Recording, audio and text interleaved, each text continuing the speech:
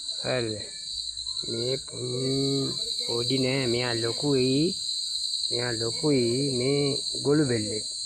පුදුවා මේ ගොළු බෙල්ලා. ගොළු බෙල්ලා කවද යන්නද මේ පොල්ලත්ත දිගේ? ඈ ගොළු බෙල්ලා කවද යන්නද මේ පොල්ලත්ත දිගේ? යනවා හිමීට බඩ ගාගෙන බරක් උස්සගෙන.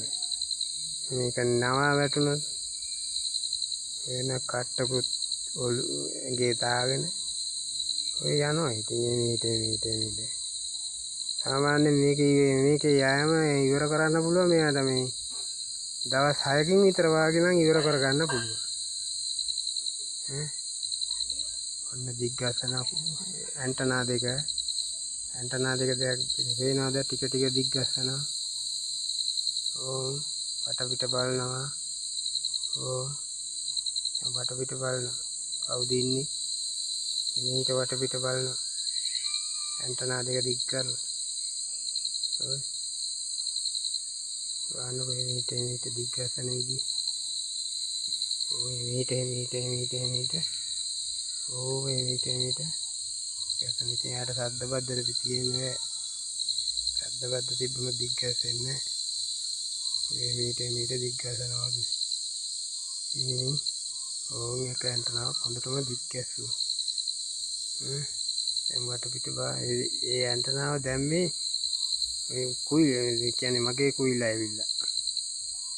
බලනවා. ඇන්ටනාව ටික කරගත්ත දැක්කනේ.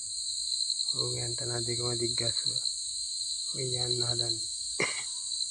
දැන් ඔළුව එහෙම දිගට දාන්න ඕනේ. ඔළුව දැන් අකුලගෙන වාගෙන ඉන්නේ. ඒක දිග්ගස්සන්න ඕනේ. දිග්ගස්සගෙන තමයි දිගෑරලා තමයි යන්නේ.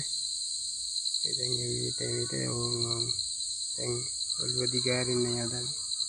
දැන් මොනවා හරි කනවද දන්නෙත් නෑ. මට වෙන්නේ මොනවා හරි කනවද කියලා මන් දන්නේ නෑ.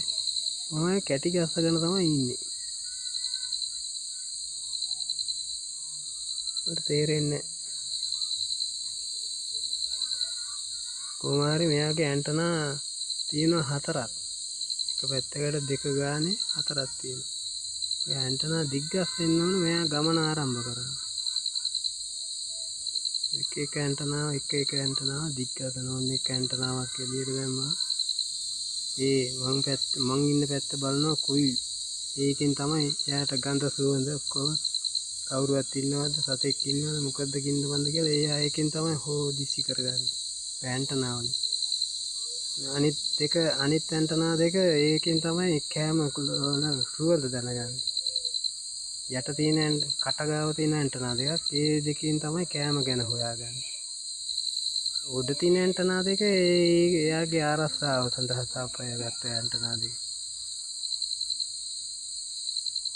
ඔය විදිහට තමයි එයාගේ ගමන ආරම්භ කරන්නේ. අර පල්ලෙහා ඉතින් ඔය දිගෑරලා ඔක්කොම කන්දම සම්පූර්ණයෙන්ම ඇකිල්ලා තියෙනවා. සාමාන්‍යයෙන් ඔරුවක් වාගේ තමයි එයා දිගෑරුණා. බලන්න ගොළු බෙල්ලා කියන්නේ මොකටද?